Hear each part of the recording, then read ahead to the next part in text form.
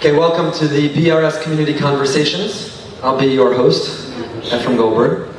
And I want to begin, first of all, by thanking Rabbi Moskowitz for putting together this incredible program this evening, as he does all of our programs. Matthew Hockerman and his staff for making sure the room was set up, everything ordered.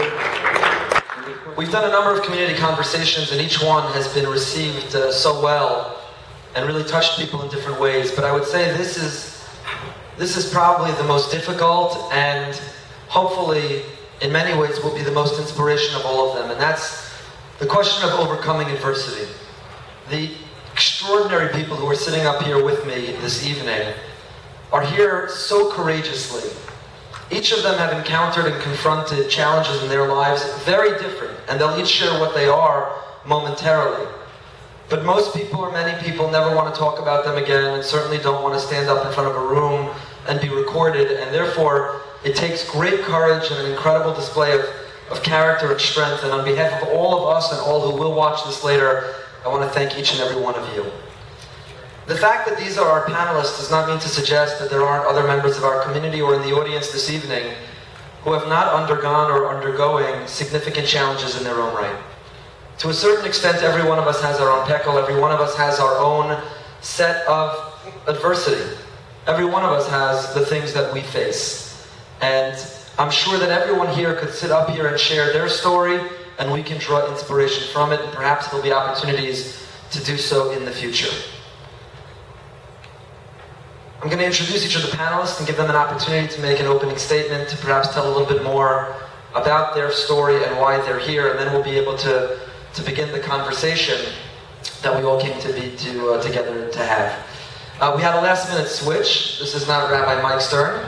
It's Rebbetzin Denise Stern, who's going to be representing the Stern family this evening. And we're so grateful they're both here, and if Rabbi Stern has something to add later, certainly he's invited to as well. Many of you know our past president, JB, Joseph Bensmihen.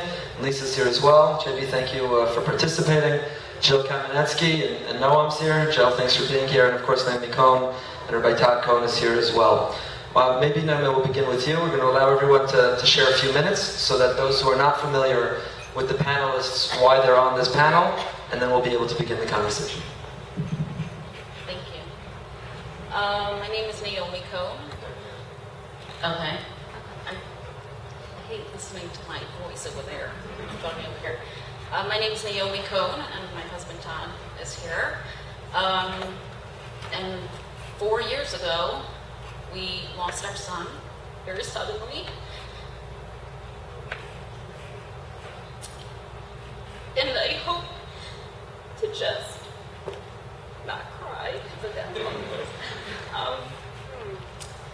It wasn't so much, I think, what happens to you that makes you trigger into whatever follows. So it's not so much why I'm up here, but the fact that we all end up suffering from the same traumas after whatever the trauma was that started. And although I'm crying now, I'm really doing quite well. And I hope like that we can just all identify with that. My name is Jill Kaminetzky, and sorry, I have a cold, so if I sound nasal, it is because I am. 3 years ago, I was diagnosed with breast cancer. No family history at all. Totally shocked. Came out of nowhere. But a lot of things were learned from this experience, and that I hope I could help somebody with today on how to deal with when your cards are dealt and you don't want the cards. On how to just deal with things that happen in your life that you don't expect, and how to make basically lemonade out of lemons. So that's what I hope I can convey tonight to all of you. Good evening. My name is JB, Joseph Bensmihen. And I'm a little different than my panel. But if anyone's ever heard me speak, I'm a big fan of quoting Elie Wiesel. Elie Wiesel was once invited to speak to Oprah Winfrey, and Oprah said to him, Mr. Wiesel, I don't understand. Based on your literature, the first thing you did after 6 million Jews were killed is you said Kaddish. 6 million Jews died, and you still believe in God. And Elie Wiesel said, God? Why God allowed the Holocaust to happen is an excellent philosophical question. But don't blame God for man's hatred. Man's hatred is because of man. Throughout the evening, or a little bit later, I'll explain my story. I was basically denied the right to go to a regular school because I was disabled. It wasn't God's choice, it was man's choice. And so I'll expand on that a little bit later. Hi, I'm Denise Stern, and I'm up here because my husband shoved me up here. Yeah, really. Our daughter got killed 20 weeks ago this coming Sunday, suddenly. And yeah, pretty awful. Like, I think I saw something about overcoming your adversity. No, I don't think there's anything such as overcoming it. You can go through it, with it, that comes with. So, yeah. Okay, thank you all very much. Again, I know this isn't easy for any of you, and it takes great courage, and we really appreciate it. As you heard, everyone up here has a very different story, and has experienced different challenges. In two cases, horrific, unimaginable loss. In one case, overcoming illness, and please God, believe I am her forever. In another case, ongoing challenges that life can present, men present, not God. But I would say the common denominator of our panelists and why they're up here is because in all four cases, despite the hardships and the challenges they faced or the cards they've been dealt, they have done a remarkable job of maintaining their faith. Now, none of us are with them in the darkest times or in the most private of places and knows what really goes on in their innermost hearts, and maybe they'll give us a small glimpse tonight. But at least on the outside, at least from the external perspective, none of you kind of metaphorically took off your yarmulkes, 3 of you certainly did, and say, you know what, I can't believe I went through this, I'm done. There is no God, there is no Judaism, life is not what I thought it was. Instead, in my experience with you, your faith perhaps even strengthened. And that's something that we all need to learn about. We all need to hear about, that we can all be inspired by. So I know I'm diving right into maybe the most difficult question, but it is, how did you maintain your faith? How do you maintain your faith? In God, in Hashem, how do you maintain that relationship? Despite, or in spite of, or because of, whatever the case may be, the hardship that you faced. How did you find the tenacity and the resolve not to walk away? How do you find the strength to be able to keep on going and to keep that relationship with God strong? If you'd share that with us, we'd be deeply appreciative. So, does anyone want to begin? Okay. The one that was shoved up here. Okay, this is a good question. It's a great question, and it's actually one I actually thought about and actually spoke about before. That I'm so grateful that I'm actually religious, and I was introduced to all of this religion. And growing up, I thought religion was like for non-Jews. I just thought being Jewish was being Jewish. And and I learned a lot. I was in Israel for 6 years, and I learned more than I really ever knew I learned. And when this happened to us, when all of a sudden, like, your daughter is killed, and you really don't know what to do, besides being completely physically in shock and not having your brain work properly. Hashem did such a beautiful, amazing thing and put me on autopilot, complete autopilot. And I'm so grateful that I was able to know what davening was, to know what praying was, for just knowing what the right things to do, or knowing what a neshama was, knowing what a neshama was going through, or hopefully knowing what all of these things were. And I was truly able to put myself on autopilot. And sometimes it's worse, sometimes it's easier, it's never easy. It's never easy. Sometimes it's not as heavy, but did I answer that? The autopilot thing? Like, Moda'ani now. Like, I say, I'm pretty serious when I say Moda'ani now. You know, and then I wash my hands and like, okay, the beginning of wisdom, guess what? It's really the fear of God, you know. It's really true. All this stuff is really true. And if I didn't have this faith, or whatever we want to call it, this belief and trust in God, I would have thrown myself off the roof that second after. Who can really believe that such things can happen if there's not a grander plan on this planet for all of us? Because we don't understand. But I think that I was thankful I've given such gifts that I have been able to not throw myself off the roof or do a headstand in the canal, as I was saying. Anyway. So I'm gonna have to change a little bit because you threw me a God question. That's question number one. I'm gonna say this. I was born disabled, so I was never able-bodied. It's a very different. I speak to many people, and it's very different to be born able-bodied and then become disabled. Anyone. I mean, you'll read tomorrow morning's newspaper, and people will have joined the disabled community this evening. I mean, anyone can become disabled at any moment. For me, I could probably count it on one hand. The answer is twice. I could probably count 2 times. I'm going to be 45 in March. I'm 45, so 44. 2 times in 44 years where I've said to myself, for sure, damn, this being disabled sucks. Again, that only happened, that often happened twice. But when that happens, you begin to wonder why God allowed it to happen. When I got cancer, I wasn't upset about it. Everyone around me was crying. Thought it was, how can this happen to you? You're so nice, so many good things. You have no family history. I looked at it as a positive. Like maybe this is a kapara for something that I'd done in the past. Maybe this is like God's way of doing it. Who knew? That's how I handled it. I looked at it. I wasn't angry at all.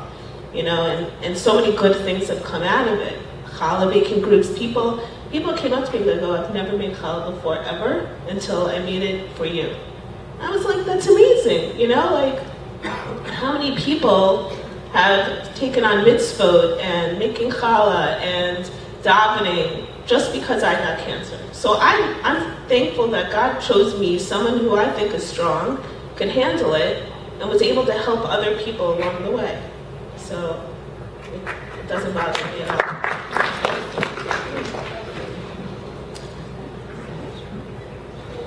I think that, no matter what my day-to-day, am I happy with God today? Am I afraid of Him, angry to Him? It goes up and down all the time, I think, for all of us.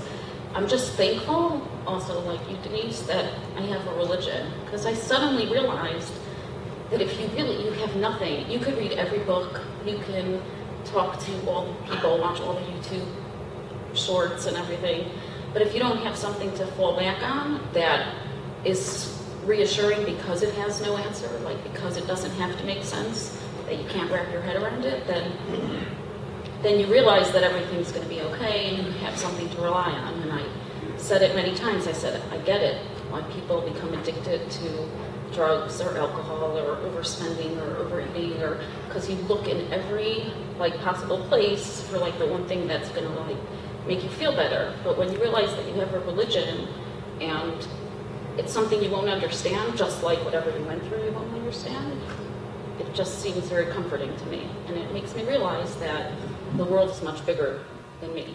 And so I can live in it and just be me. Before asking the next question, I just want to add, the people in the audience, or if you're watching this, you might think, are they for real? Who could talk like this after what they've been through? So I want to tell you, and I don't claim to have been there at every moment or to know them so well, but in some cases, in many cases, and I hope in all your cases, I know you pretty well, they're real. This is how they talk and this is who they are when there's no panel and there's no one in the room and there's no audience listening. This level of extraordinary faith and courage, and it's really, we're so privileged to have you in our community, and we're so grateful that you've you're willing to participate tonight. Let me ask you another question, which it may lighten it a little bit from the opening God curveball. And that is, for the audience, for us, when someone's going through a hard time or a tragedy, it's very hard to know what to say. There are no right things to say, and often the most right thing to say is nothing. It's just silent companionship or small gestures to let you know that we're there. Share with us some of the worst things that people said. What are, and I say that not just to lighten the mood, but so that we can learn. That we can learn, and maybe some of us have said those worst things, and we know you don't mean it with malice, and we didn't mean it with malice, but help us learn and understand that well-intentioned people can say really stupid things at the wrong moment. So help us learn that, God forbid, in the future, if we do encounter people in crisis, we can learn what we need to avoid. So, anyone have anything that comes to mind?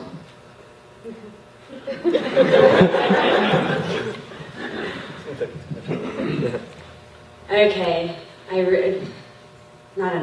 I like the first question, and I like the fire truck thing. That really does work. It works much nicer, I think.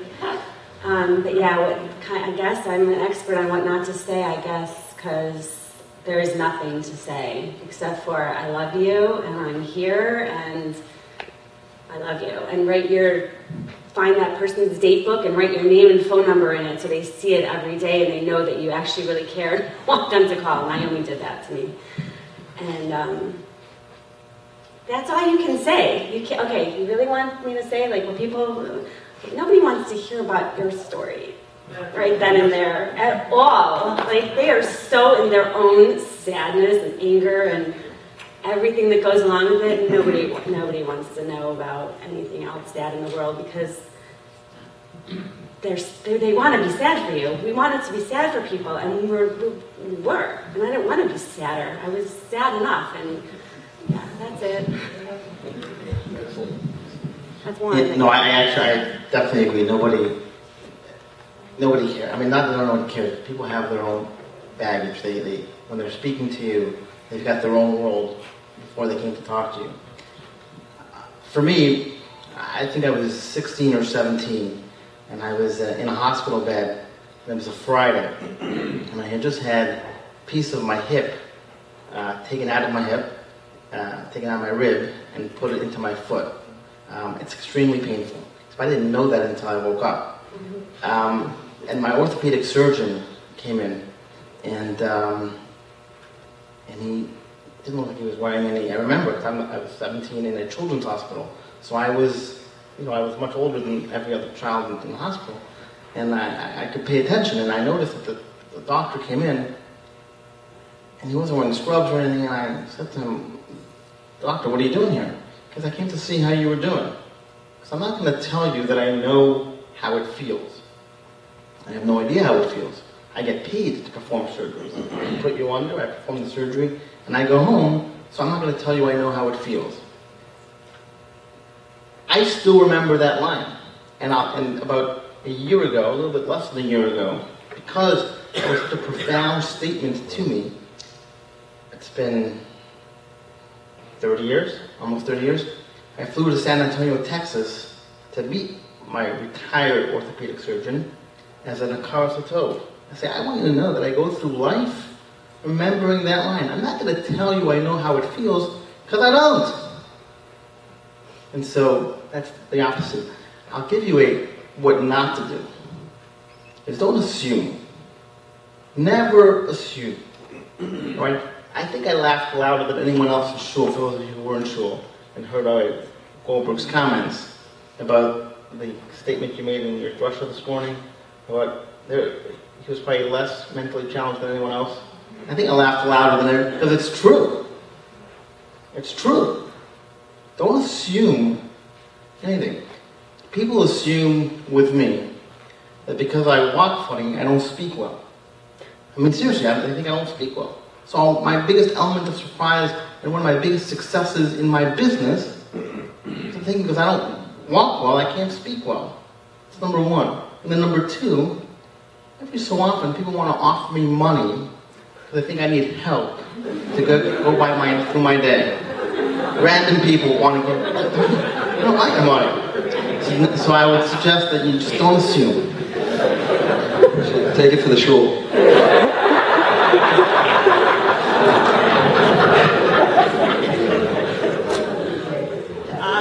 No one said anything stupid to me or dumb or I can't believe you just said that, and I didn't get any of that. But one thing I can say is I'm so glad my friends didn't listen to me because I hate being helped, and they did it anyway because I hate imposing on people. So I was like, no, I'm fine.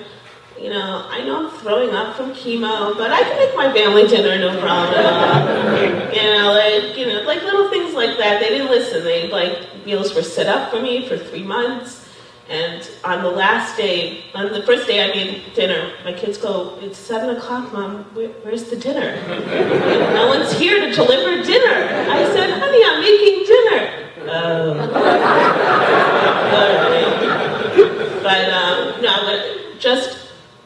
Be there for your friends. Like, they need you, and no one wants to impose on anybody. No one wants to be like a chesed case.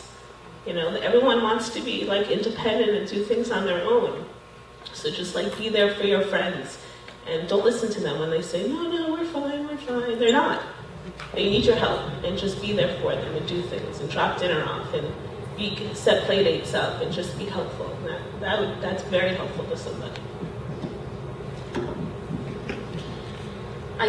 I totally remember going to Shiva houses or visiting someone in the hospital for the first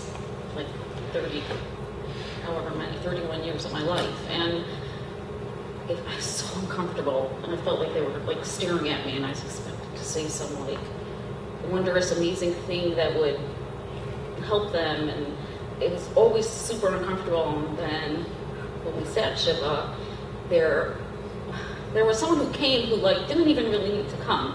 He was our lawyer, and we just sold our house, and so he knew us, and we came back to Kansas to Shiva, and he sat in the back corner, and I was sort of happy to see him because we became pretty friendly. And I kept thinking as people were coming and talking, I really want to talk to Steve. I really want to talk to Steve. I was waiting for him to come up, and a half an hour later, he was just gone.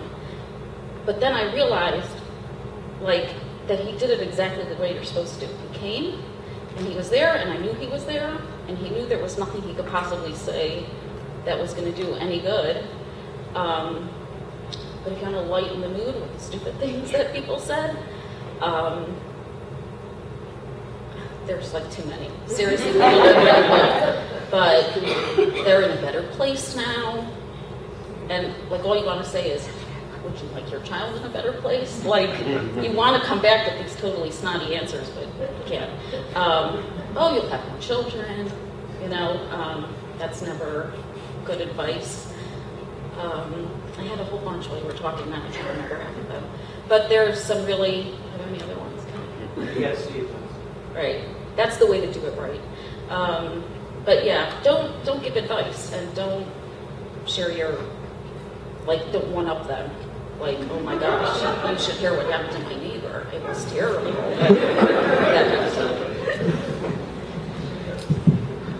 That was really great, thank you. And I'd say two pieces of advice that emerged that are very practical and that I've learned and tried to implement is, Joe, you were saying in terms of the chesed, of the doing.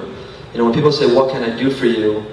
It's a very rare person who will say, I'm glad you asked, here's 17 things that you can do for me. But if you're going to visit someone, you say, I'm coming to see you and I'm bringing you lunch. I'm bringing a tuna wrap, or do you prefer the egg salad? I'm bringing you a salad, or do you prefer sushi? And there's a greater likelihood that someone will say, I love sushi. Then they'll say, if you say, can I bring you anything? Can I do anything? They'll never say, yeah, I need lunch right now. So instead of an open-ended question, if there's a specific question, I'm bringing, do you prefer this or this? Is a very effective way to do chesed. And to remember that the chesed is about the people, not about us. It's not about feeling better ourselves. So to visit at an inconvenient time, or to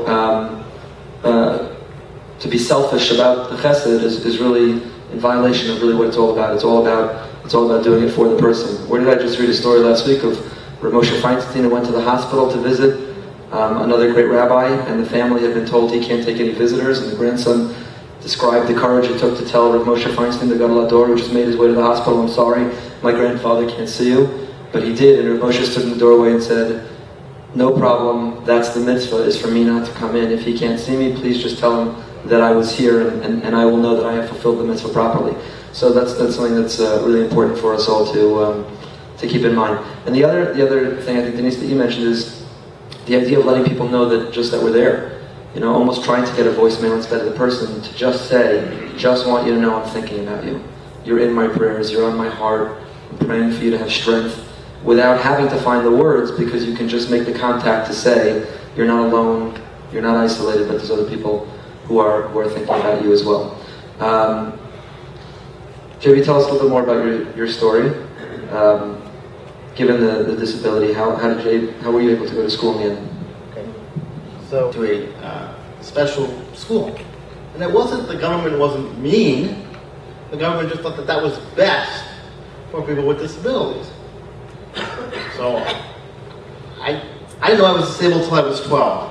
For those of you who don't know, I did not know that I was disabled until I was 12. There's someone in the back saying, wait, I don't understand. Weren't there any mirrors in JB's house? I did not know I was disabled until I was 12. Here's what happened. In 1976, I went to this special school. And I went there, and I'm like, I don't belong here. I mean, these individuals had every single type of disability. I didn't feel I had a disability. I didn't know what a disability was. So I said, I don't belong here. Now, who are you going to believe? A 6-year-old kid or like administration?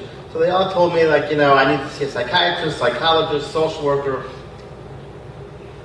And unfortunately, I happen to be a social worker by training, but you would never know that because I probably swore I would never speak to another social worker. The individuals who were in charge of advocating for my success were terrible advocates. They believed what I would call the system. They believed that a person with a disability belonged in a second-tier education.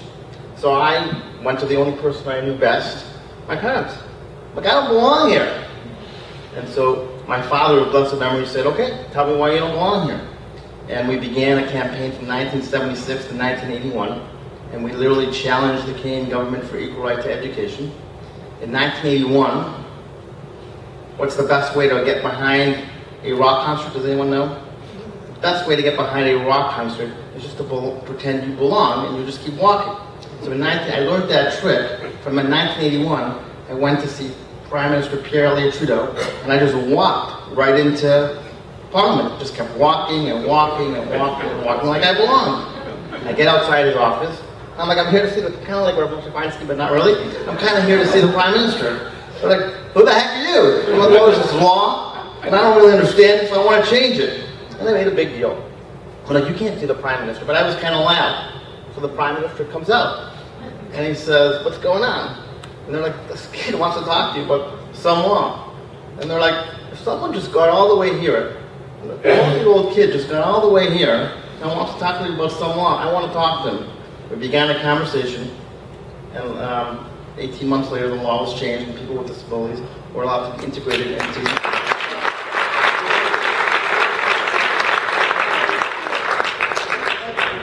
I'm going to fast forward to 1987. I'm going to fast forward to 1987, and I was a high school valedictorian, and I said, I think I've proven that society has the handicap, the individual only has a disability.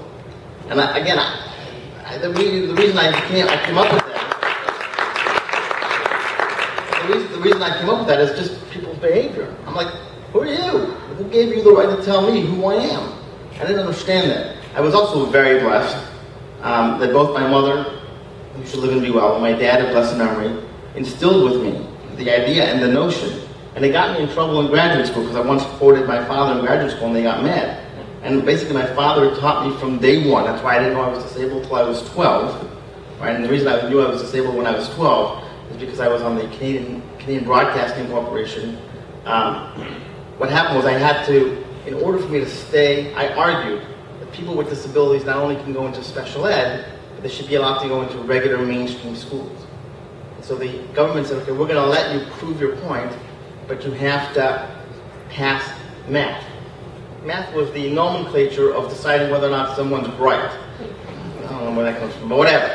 And so I took this math test, and I failed.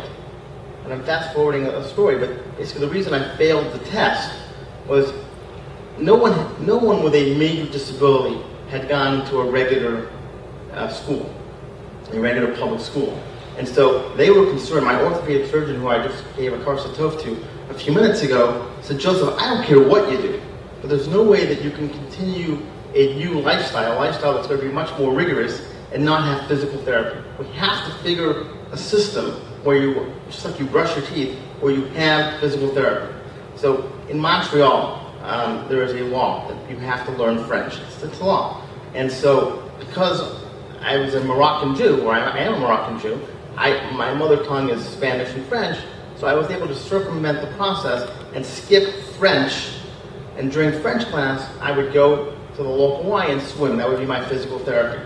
Right? Now, the problem when you want to change a law, what's the problem with changing a law? Does anyone know? People don't like you. Well, they don't like you and you become famous. So everyone knew this rule. Everyone knew I had to pass this math. And a teacher, there's no other way to put it, a teacher decided that she didn't think that it was proper for me to change this law. And so she taught math during French class. And it just through some good fortune, we found out, but it really was someone's hatred which almost circumvented this entire process. And so my father taught me very early on, JB, you're the best. I mean, I literally would walk around believing I'm the best. I went to graduate school believing that I'm the best. And I had a supervisor who I'm telling you, she lost 10 years off her life because she would hate every time my dad told me I'm the best. So here I am, 25 years old, walking around saying I'm the best. And so that's kind of my story. Again, it wasn't God, for whatever, like Naomi said, there's a master plan. There's a reason, and I believe it. There's a reason, except for those 2 times where I'm like, this disability thing really sucks. I really believe that God has a master plan as to why I need to be born disabled.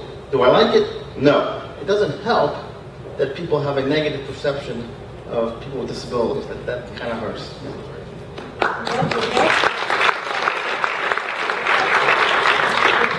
Yeah, the woman yelling JB is the best is JB's mom over here. I want to acknowledge... is the first baby born. Baby couldn't eat at the hospital because he didn't want to eat. And thanks to Rabbi Glick, I know maybe somebody knows Rabbi Glick, a perfect person and a very nice person, who told me that day, why you don't call the one I eat?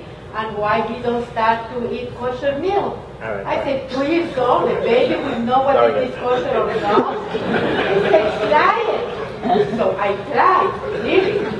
Then till today, my son is very He's the best. Thanks to you for the question.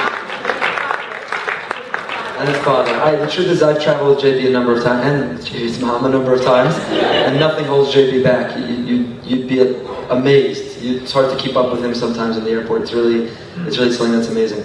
Denise, I want to ask you a question. If it's personal or difficult, take a pass, and we can definitely do it. But this horrific nightmare of a tragedy, how has it changed your relationship with the other kids? Is there something that you could share in terms of how your other kids are doing, or what they've taken from it? Have they grown in some way? Is there a different dynamic? Okay, first of all, I don't call it a tragedy because, sorry, no disrespect, but yeah, tragedy thing scares me because that would mean, I think that would mean Hashem kind of made a mistake, and I don't want to be any more on Hashem's bad side than I might possibly, I don't know, I'm just not taking any chances. I call it the non-chesedim tovim. It's not a good kindness. You know, every morning, the Shemona Esrei, morning, afternoon, evening, whatever, you know, we ask for the good kindnesses, chesedim tovim. Good kindnesses. We want to win the lottery. We don't want to get into bankruptcy trouble. We want to, you know, have the good things happen to us that we perceive as good. Everything Hashem does is good. At least that's what we believe. So, anyway. How has this changed? It's changed everything. It really has changed everything. I miss Shoshi every day, every minute. Like me and my husband can say, like, it's right here. Like, just ask me about Shoshi. Somebody in an article wrote, just ask me, you want to see me cry? Just ask me about Shoshi Stern. It's always right here, always right there. And so my two boys, she started like an exodus of our family. 2 of our boys went to Israel this year. My daughter went to New York all summer, my 15-year-old daughter, Broide. And me and my husband were left home with these 2 little kids. All of a sudden, we're a young couple with 2 little kids again. It was really weird. But they are actually, our 2 little kids are so strong. Our Ellie, who's 4, she's going to be 5 soon, she sees us cry. She comes and rubs our backs. I taught her that tears shouldn't be wasted. I learned that from somewhere, I don't know. So she wipes my tears and she rubs them on my forehead.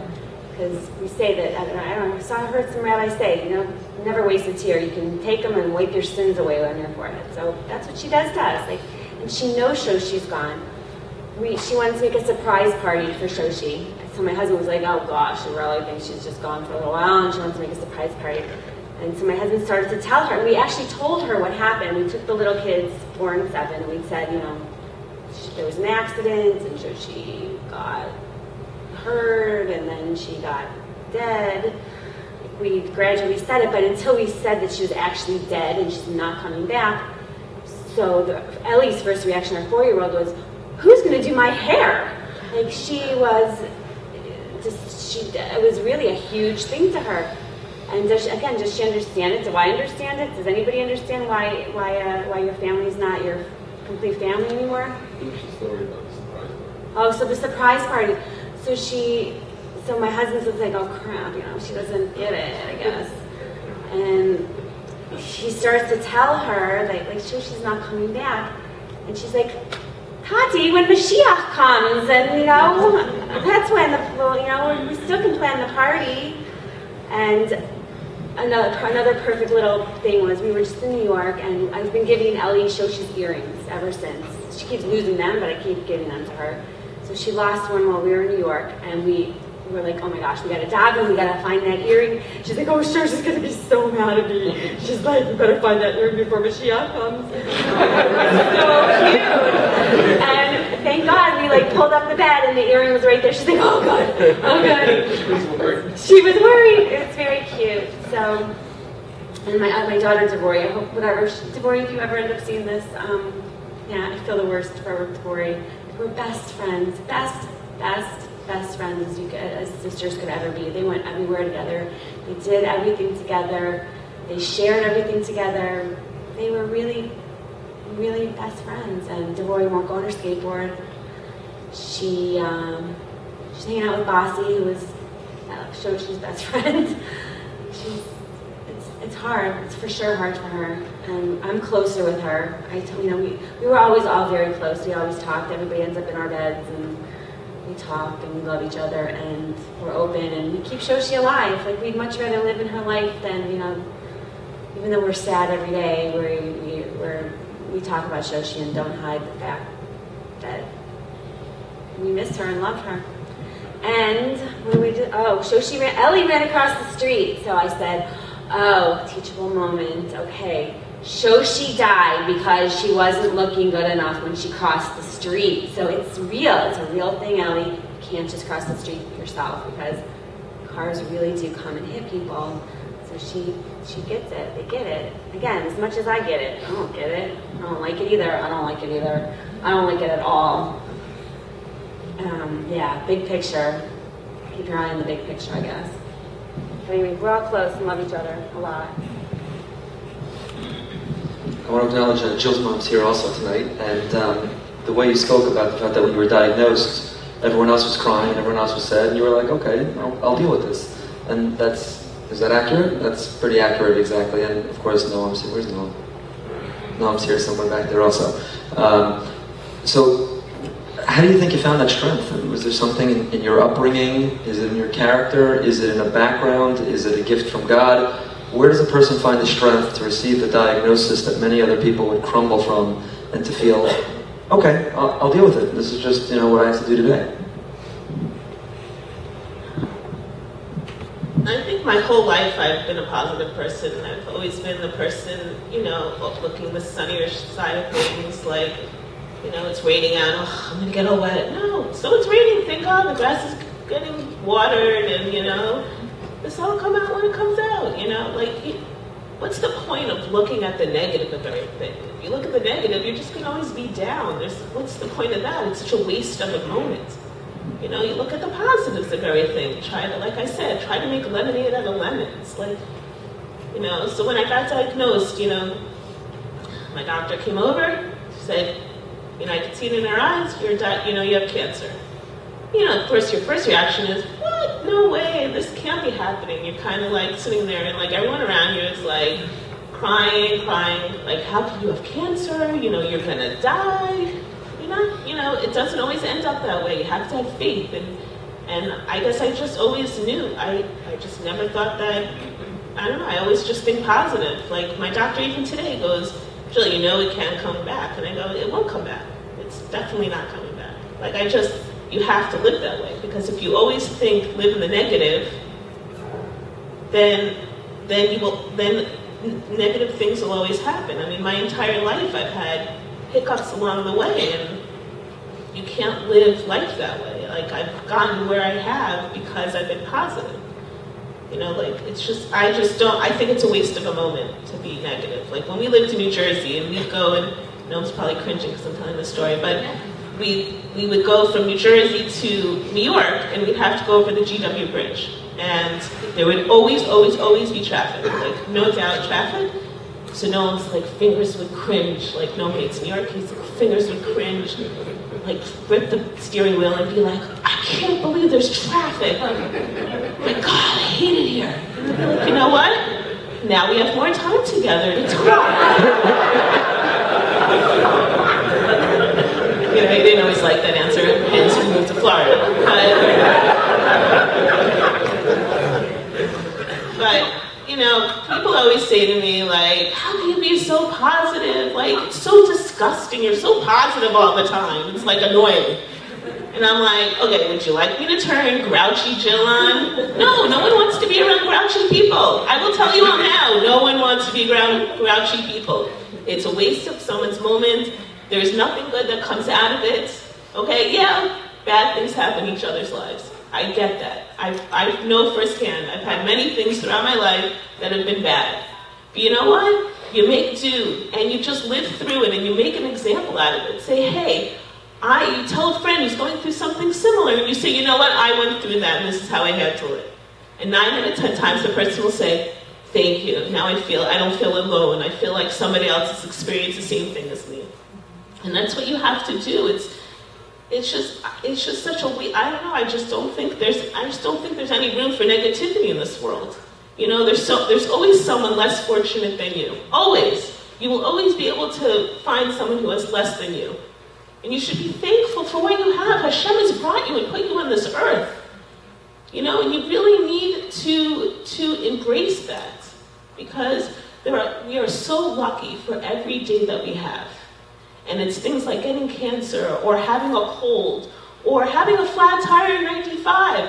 It's annoying, but maybe the tow truck guy you become friends with, you know, and you like brighten his day. Who knows? I'm talking about little things, but like, I just don't believe in negativity. People want to see smiling faces and happy, and it makes them feel good. Like, I love helping people. It makes me so happy. Like, I just like making people smile. Like, I just don't feel like there's any room for negativity. It's a waste. It's just a waste of a worry. There's no point in it. So.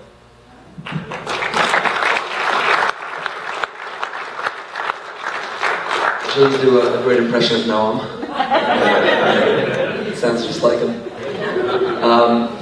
It's a very high threshold. Nobody should feel bad if you ever feel negative or down. Jill is superhuman, so it's something to aspire to, but it's basically something which is superhuman. This is also a personal question. I mean, if you're not comfortable, take the pass and we move on. But absolutely, the question. You know, we talked about faith. We talked about the dumb things people say when they do that's helpful. what does one do in a moment of despair? Because even if they have the Jill Kaminetzky attitude, they try and they fight through and they try to be positive, there are many here tonight who have not gone through nearly what you went through. What they go through is utterly insignificant in comparison, and yet it can create a feeling of despair, a feeling of giving up, a feeling of what's the point. And how does one fight through? How does one realize that they need to go on, to plug away, to get to the end of the day, to continue the relationship with God and with their family and with the community, and that there will be the sun will come up the next day? Do you have any suggestion? No. Besides the fact that I have this terrible lack of emotional control, and I just cry. Like, you'll laugh when I say it, but I don't think I ever felt like despair, like that everything was going to stop. I'm going to look that way. But, I don't know, like you said, there's nothing, like, you're going to wake up tomorrow morning, so you may as well be happy and be strong and enjoy tomorrow, because, like, what's the point? Now, there were certainly times where you want to get out of bed, I didn't want to, like, smile again that day, but you sort of just do. And you were saying before about your relationship with your kids. My kids fight. Thank God. They're alive, and they're hurting each other, and one's crying, and the other one is like, what did Tamara say today? Ellie has a spitball gun, and he made it, and he's shooting spitballs at us, and I was like, good, Ellie. Like, I said, we say to our kids all the time, we're like, you know what that means? It means he's your older brother. Like, you know what that means? It means you're the little sister. Because that's what kids do. They pick on each other, they favor each other, they, you know, each one has their own unique relationship with the other one. But if you ever feel despair, like, just like ask your kid a question, and they're innocent, like well, when Mashiach comes, we're gonna have to, you know, have the earring or whatever it is. It's everything in their world and in our world too. It's such a fact. It's such an obvious fact, and it's not jaded by anything. Like adults, we know how crazy, scary the world is, and could be a war when we wake up in the morning in the Middle East. You know, we don't know what's going on in a million different places, and people get sick, and people die, and it's these crazy tragedies. But letting yourself go to a place where, like, you can't even give yourself a little bit of hope that everything's going to be okay, it's not going to get you anywhere. And when you feel bad about something, you don't want to make yourself feel worse. It doesn't help. Like, you want to go nowhere else but up. You don't want to go deeper. So I don't know. I don't feel like I ever felt despair the way you're asking the question, because maybe it's just not part of my. Really good grief counselors. What? Really good. Yeah, High Lifeline has a great bereavement support group, so that's pretty good too. Like, you can really say anything, and that's the only group of people who really know what you're saying, because they're the only ones who felt it also. I was speaking to somebody shortly after Shoshi's passing. That's okay, passing. Nothing tragic. And it was somebody who in their own family has significant struggles, easily could qualify for being up here tonight.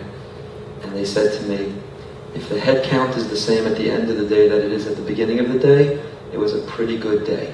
So it made me think about that when you say the kids, the spitball, and it puts a lot in perspective for a lot of other people. I want to open the floor for questions from the people here. I'm sure you have a lot in your mind for our panelists, and again, they've been so amazing being open with us.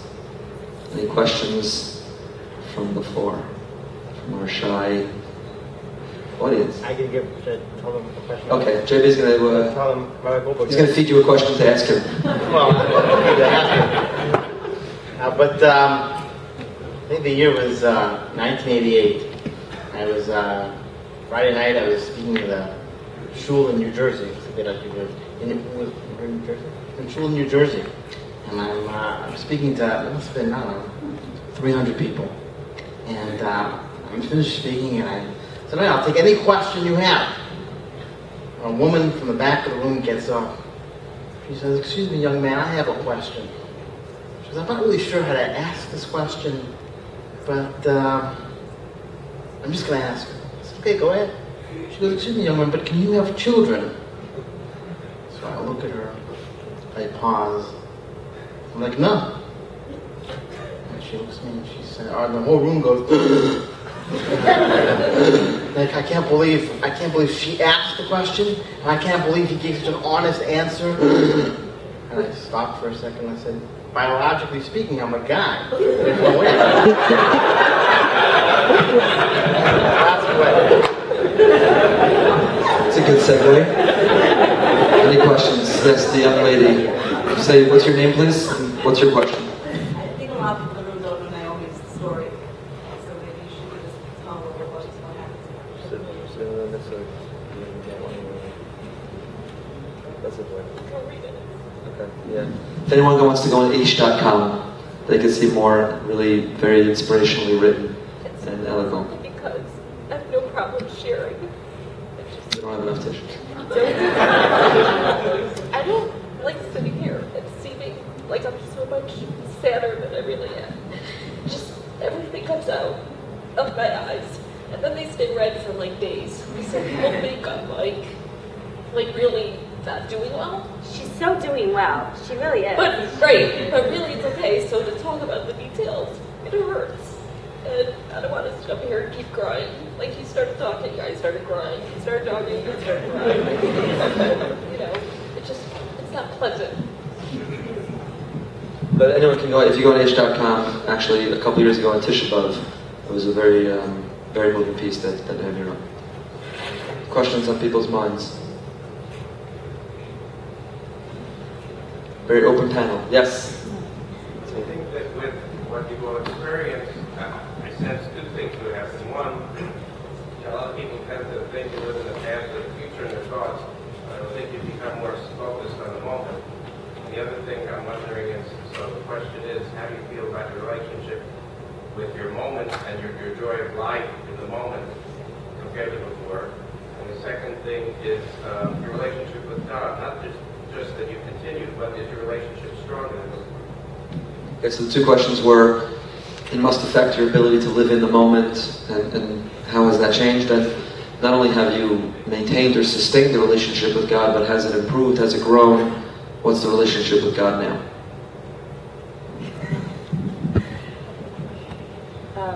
One more time? How's your relationship with God changed? Has it improved? Yeah, so I actually said what my relationship with God is. Like, I got a lot more awe and fear, because I mean, I'm not perfect by any means. I'm not perfect, but I'm really not. I'm much more careful about Modani in the morning and being grateful for my life, because, like I said, I'm scared. I want the good chesed. I want the good kindnesses from now on, please. And in the moment, living in the moment. What? Enjoying the moment.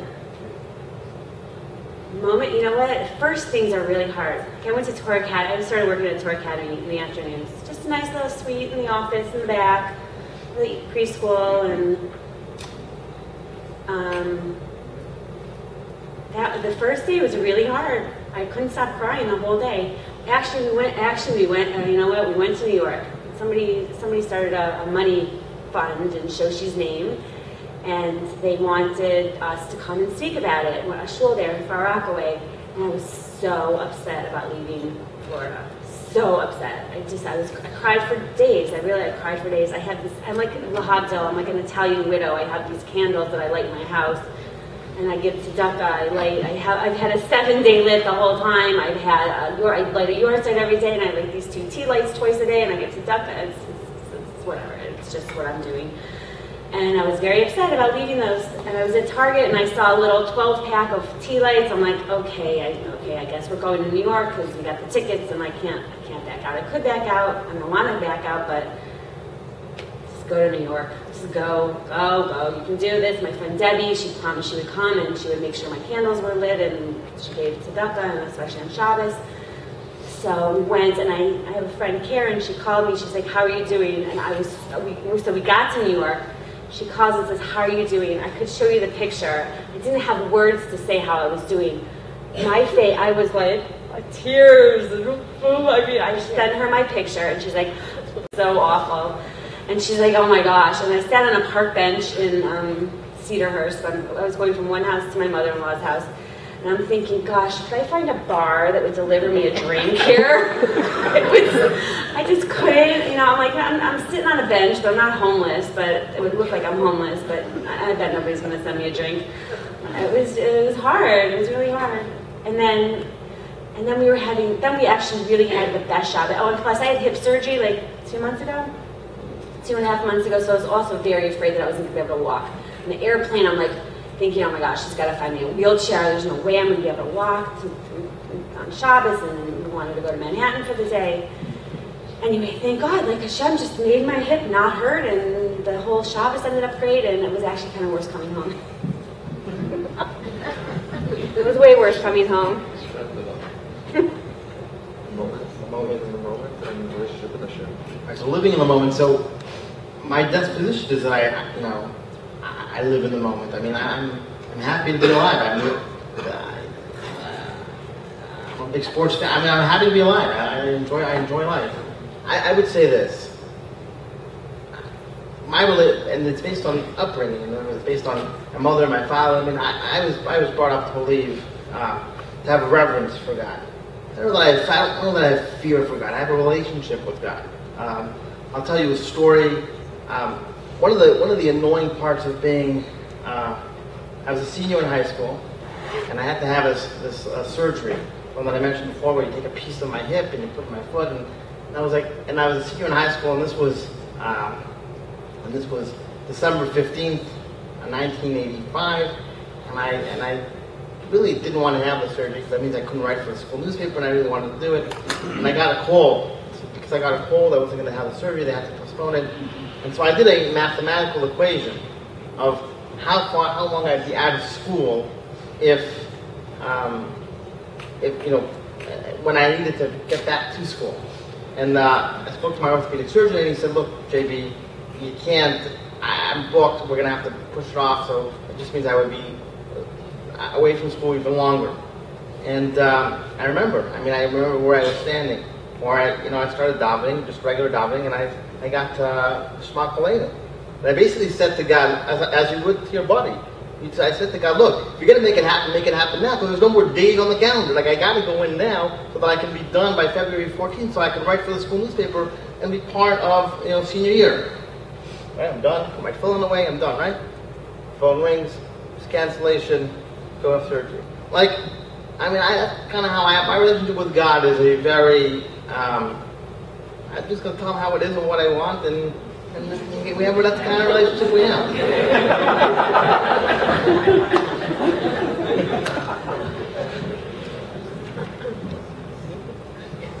Living in the moment and relationship with God.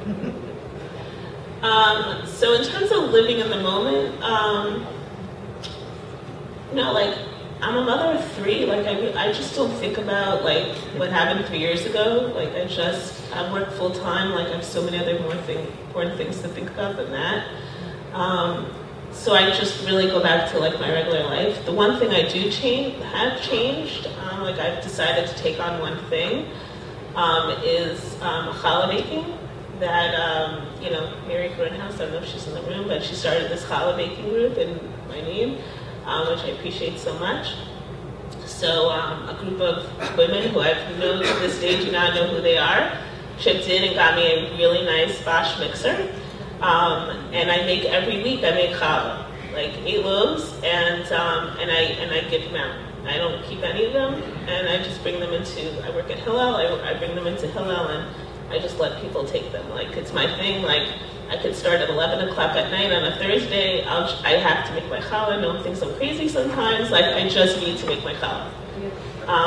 So that's my connection to God. That the one thing that I felt like I needed to take on. Again, He gave me cancer for a reason.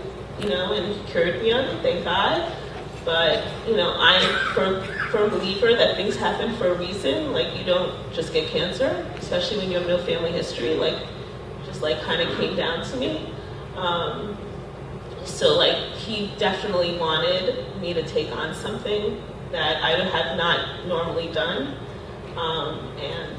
you know, that's like, you know, my one thing that I'm feeling so great. I love doing it. It makes me happy. Like it's just it's a huge mitzvah to people. Like they look forward to getting this challah. Like I can't disappoint them.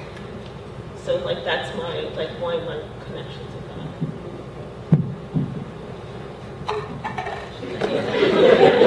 I think they ran out. Like it's good. I think everything, like they're done, but just in case little ones keep spilling over.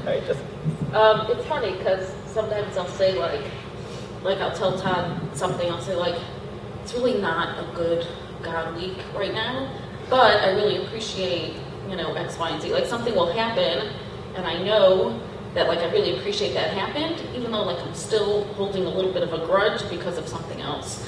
And I guess when I grew up, God was very scary. He was very like sort of there. I didn't know how to relate. We took tons of tefillah classes, but never really hit home. And they always said like, well, talk to God like he's your best friend. Talk to him like you would talk to your own father, and just speak from the heart. And that got much, much easier. And it's nice to have somebody to like yell at or talk to or share something with that you don't actually see that they're there listening to you.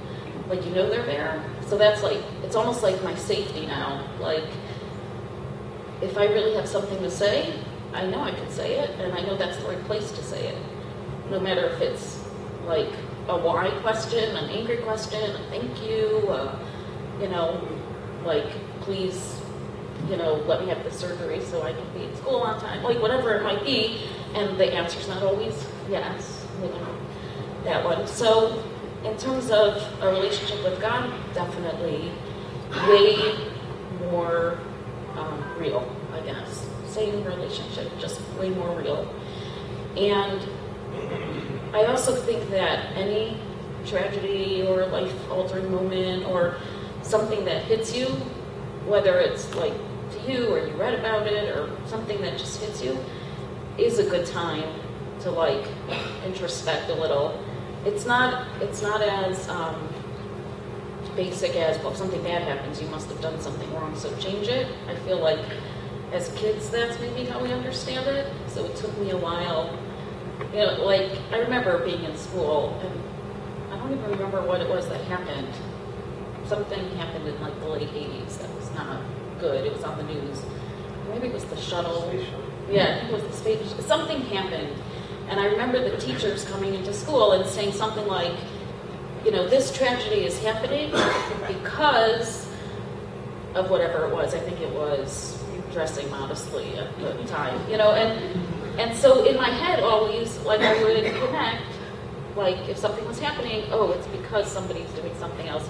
And I guess I realized that it's not that simple, it's not that elementary, it's much more complicated than that, but it's still okay to take something that happens in the world and learn something from it. And, you know, like, I never used to bake challah with like the 40 women. I never like got into it. And I used to make challah every Shabbos in Kansas. We didn't have a bakery. And I always made my own challah, and I prefer to make my own challah, but I had a bread machine, it makes 2 loaves. So that's how I made my challah. And I just did it twice and had my 4 challahs, and I never thought that being part of a challah group would do anything. And then when our son was in the hospital, people were emailing and Facebook and like all the things that they were taking on. And all of these people were doing challah, and then we moved here, and there was this challah group. I didn't know who you were at the time. I just got emails saying, my neighbor's sick, and we're making a challah group. And anyway, I really try every week to make challah. I'm very selfish. I don't give it out at all, ever. It's like, I feel really bad because I feel good. It's like, oh, I made challah last week, and I still have 4 left, and I'm going to make 6 more. Like, oh good, I'm going to have enough for Yontif. Like, I just have it. It's like, but I'm like first generation Hanukkah, so I like to have a lot of things stored up in the back room. It just makes me feel better. So, relationship with God-wise, totally much more real. Living in the moment.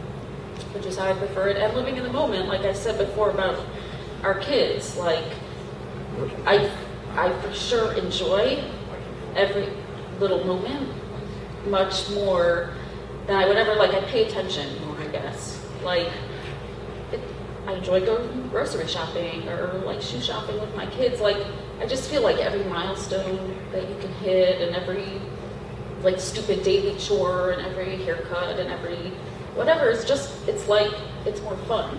Like, life became much more fun, which sounds kind of, like, counterintuitive, but it's just, it's fun to know that life is really, like, an enjoyable thing, and so many of us just waste it, like, either feeling bad or just waste it for no good reason, and we don't realize what good things we have, we don't realize how good things could be, and even really terrible, awful things. Like, I say it all the time, I say, I hate saying this, but I could list you all the good things that happened because he died, you know? And it's like, obviously, if you asked me beforehand if I wanted these 5 things, I wouldn't have said, oh, I'll trade my son, you know? But good things happened. It just did. And, like, it's okay to appreciate these things. But the best thing is when my kids fight. Like, you hate when your kids fight, and you just wish, like, when are they going to get along already? Like, what's that age when they like each other? And when is, like, she going to want to read her a book and put her to sleep at night? Like, when is that going to happen? And when they're, like, physically fighting and, like, rolling on the couch and pushing each other over and each other candy boxes. They really don't fight that much. They don't fight. They really don't fight very much at all. But, like, they're siblings, and I get, like, such nachas when they're, like, when they act like kids, I guess. Like, when they sneak something and they think you can't see it, you know, they're, like, walking with it behind their back, and they totally think you don't know. Like, I get such, like, nachas out of the fact that they're alive and doing those things. And it's fun. I used to get annoyed at everything. Like, everything would get under my skin. It's too noisy. It's like, everything was overwhelming, I guess. And now, it could be too noisy, and they could be up past their bedtime, and I cannot have enough pile in my freezer, like, all those things, and I'm totally fine. Like, the gas light never would go on in my car, ever. I would fill up when there was a half a tank, because, like, God forbid, you should not be prepared, and, like, I'll drive around for, like, 3 days with the gas light. Because I know that, like, I just have to go where I have to go. Like, I gotta get the kids to school. Nobody really runs out of gas. Like, yeah, they did. And I have AAA, so they'll give me 5 miles or something like that to get to the closest gas station. But I just totally appreciate stupid things, and I don't give any value anymore at all to the same stupid things. Like, someone once told me, like, way before our son died, that you can't have enough clothes in your closet, like, it will never substitute. They were telling me about their own story. And I remember, like, thinking that, and thinking, like, oh, I have a lot of clothes in my closet. Like, maybe I'm trying to, like, make up for something. And now I totally see, like, it doesn't matter. Like, I might have 70 pairs of shoes, I still wear the same 2 all the time, and it used to bother me. And now it's like, you know what, they're comfortable. I don't care if I wear the same shoes every day. And it's those stupid, dumb little things. Like, I'm sitting here and I probably look terrible, and I think I put on waterproof mascara, but now I can't remember. I don't know if it's, like, all over my face. But it's like, I don't really care, because this is just sort of where I am and what I'm doing. And I don't know, little things just don't matter anymore.